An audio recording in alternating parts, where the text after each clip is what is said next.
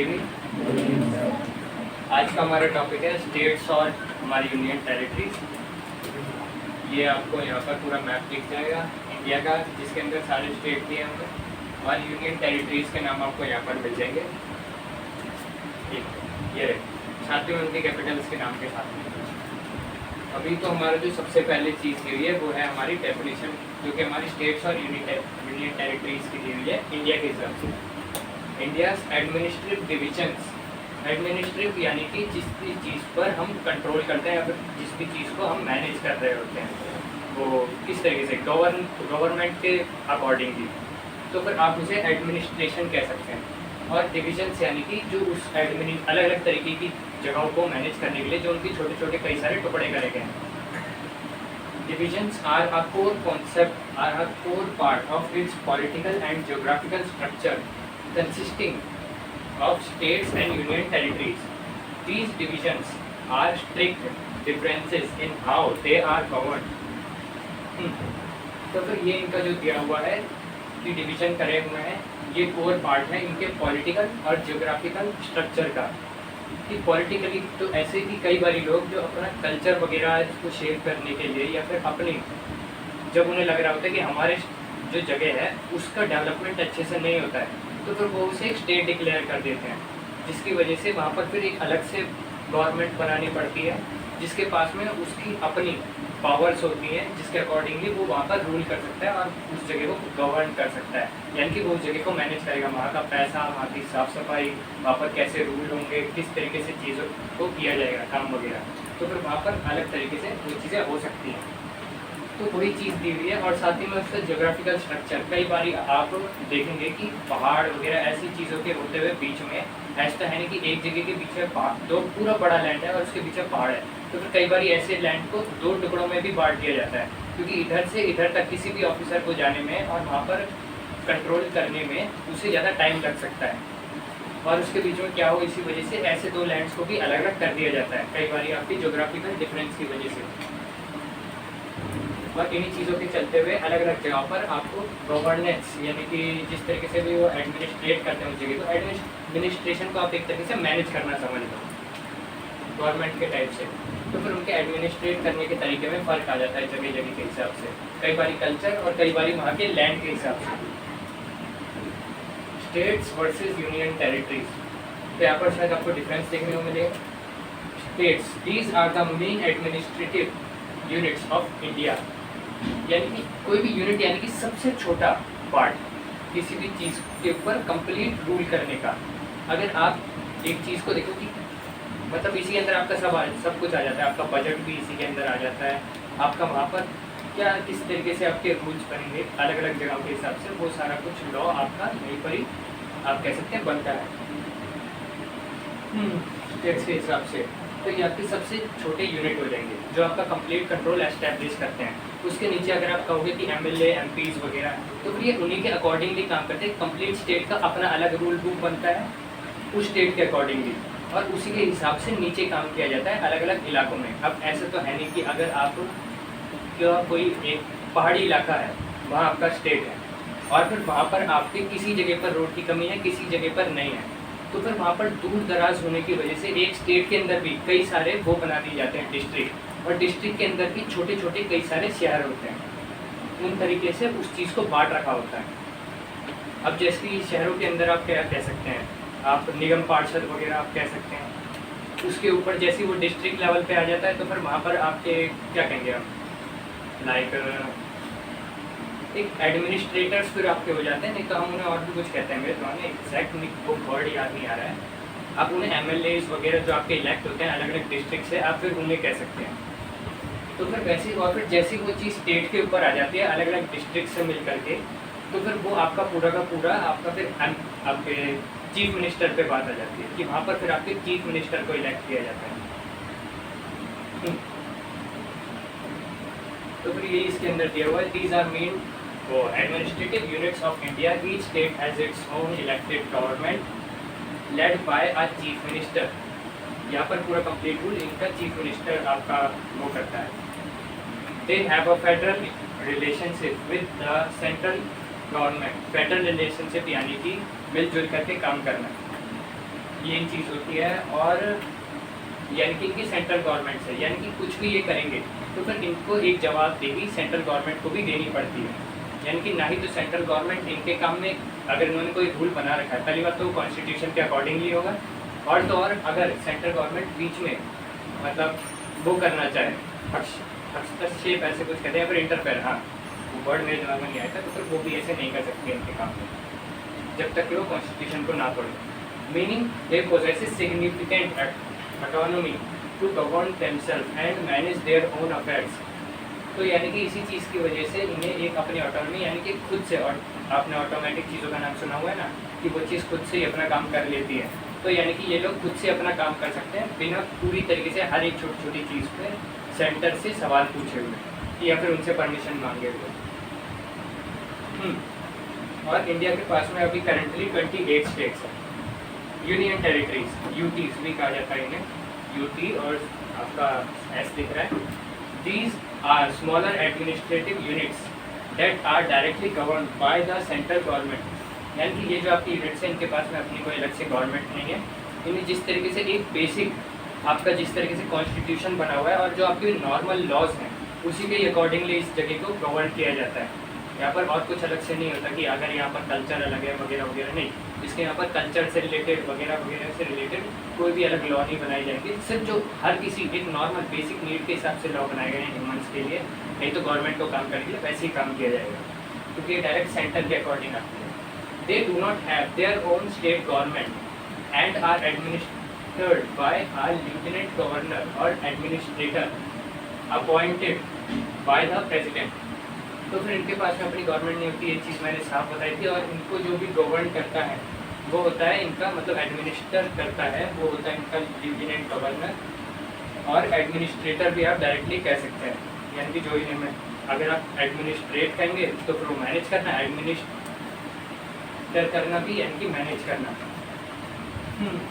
तो वही चीज़ होती है कि इन्हें जो काम, सॉरी पीछे कई बार कंफ्यूज रहते हैं बोलते बोलते, मेरे इसमें कहने का मतलब ये है कि इसके लिए अपॉइंट किया जाता है लेफ्टिनेंट गवर्नर। ये कोई आम आदमी नहीं होता है, ये आपका कोई भी पहले का आपने जिस किसी ने भी गवर्नमेंट सर्विसेज में काम किया हुआ है, या तो वो कोई आईपीएस या फिर आईएएस ऑफिसर भी हो सकता है, या तो वो कोई एक्स मिलिट्री वाला ऑफिसर हो सकता है, या फिर कोई भी एक्स पॉलिटिशियन, उसे यहाँ पर अपॉइंट कर दिया जाता है कि वो जाए और इस जगह को संभाले।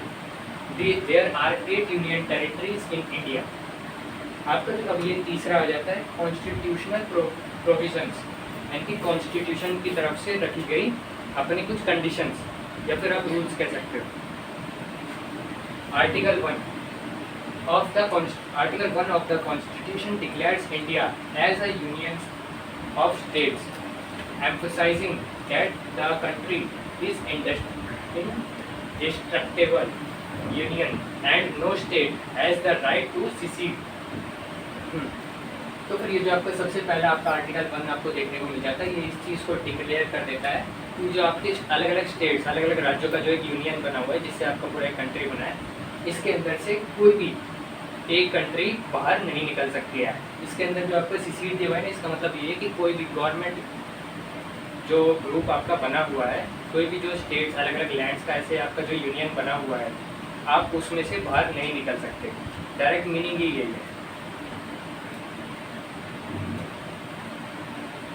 Article 3 grants the Parliament the power to form new states, change the boundary of existing states or alter their names through a similar legislative process। तो फिर इसके अंदर यही चीज़ दिया हुआ है कि आपका जो ये पार्लियामेंट है उसके हाथों में इतनी पावर है कि वो अपने नए नए स्टेट्स को फॉर्म कर सकता है। यानी कि अगर कोई भी स्टेट का, या तो अगर किसी स्टेट की हद से ज़्यादा पॉपुलेशन हो जाती है जिसे कंट्रोल एक साथ में मैनेज करने में प्रॉब्लम आ रही है, तो फिर उसको बीच में से एक बाउंड्री बना दी जाएगी और उसे 2 स्टेट्स में डिवाइड कर दिया जाएगा। इस तरीके की चीज़ें होती है। नहीं तो अगर वो चाहे तो फिर किसी भी स्टेट का नाम तक चेंज कर सकते हैं। बिल्कुल एक लेजिस्लेटिव प्रोसेस के चलते हुए जिस तरीके से हम देखते हैं विधानसभा, लोकसभा, इन सब की तरफ से हर कोई अपना अपना मंजूरी पास करता है, फिर वो प्रेसिडेंट के पास में जाता है, फिर वो अपना साइन देते हैं। तो इस तरीके के प्रोसेस से वो पूरा का पूरा ये दोनों काम कर सकते हैं। या तो वो किसी भी चीज़ की बाउंड्री चेंज कर देंगे कि मतलब उसे 2 टुकड़ों में या फिर जितने भी चाहे अपनी उसके सहूलियत के हिसाब से मतलब कैसे कहें अपनी क्या पूरी मतलब अपनी आसानी के हिसाब से उसमें बाउंड्री में चेंज कर सकते हैं। और हिस्टोरिकल रीऑर्गेनाइजेशन 4 और लास्ट स्टेट्स रीऑर्गेनाइजेशन एक्ट। ये एक्ट पास हुआ था आपका 1956 के टाइम पर, और ये है कि दिस लैंडमार्क और reorganisation reorganized states primarily along linguistic lines leading to the creation of 14 states and 6 union territory। मतलब वो जो टाइम था 1956 का, जब ये पहली बार ये एक्ट निकला था, तो फिर आपका जो लैंडमार्क था, यानी कि आपकी एक ज़मीन थी, अब किसी भी ज़मीन को जब आप वो कर देते हो, पर्टिकुलरली बता देते हो, तो फिर वो एक लैंडमार्क हो जाता है।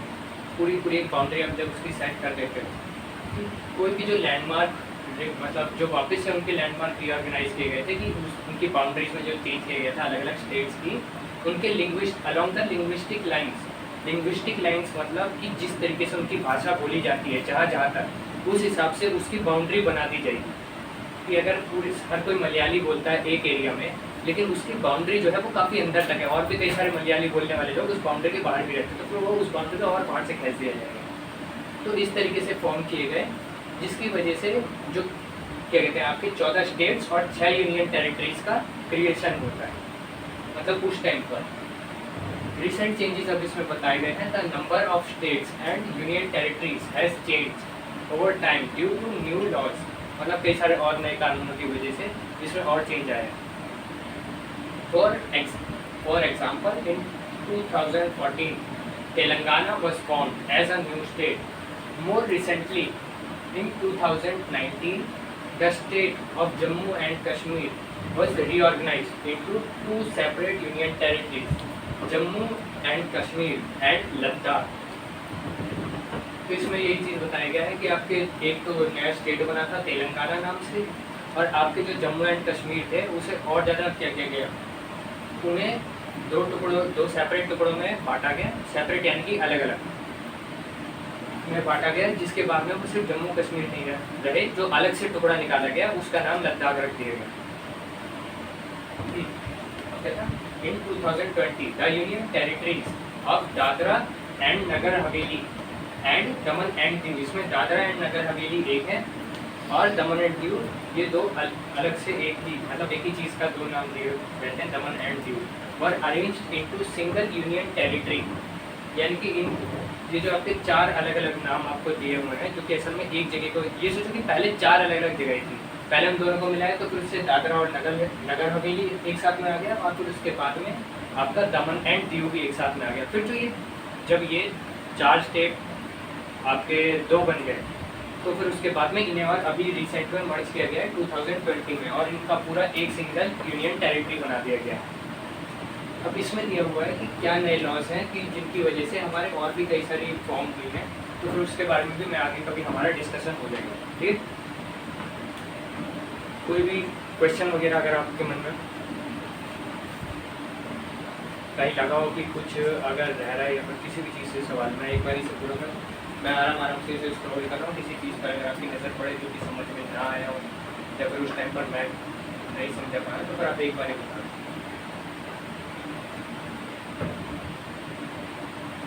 ये तो आपका बाकी हो गया, कोई आपका लद्दाख जम्मू एंड कश्मीर, हाँ ये पूरा का पूरा ही जम्मू एंड कश्मीर का पहले कितना बड़ा एरिया आपका होगा।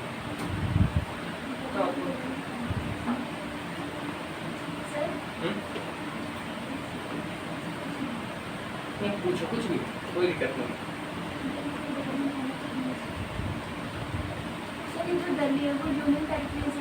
हाँ, दिल्ली यूनियन टेरिटरी है।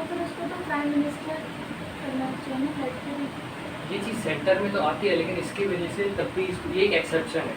ये हमारा एक यूनियन टेरिटरी होने के बावजूद भी यहाँ पर हमारे पास में खुद का सीएम है, लेकिन हमारे सीएम के पास में दूसरे सीएम्स के हिसाब से कम पावर्स है। ये चीज़ भी है कि किसी भी और सीएम के कंपैरिजन में हमारे सीएम को ज़्यादा परमिशन लेनी पड़ती है, और वो परमिशन कहाँ से आती है, सेंटर से। बस यही।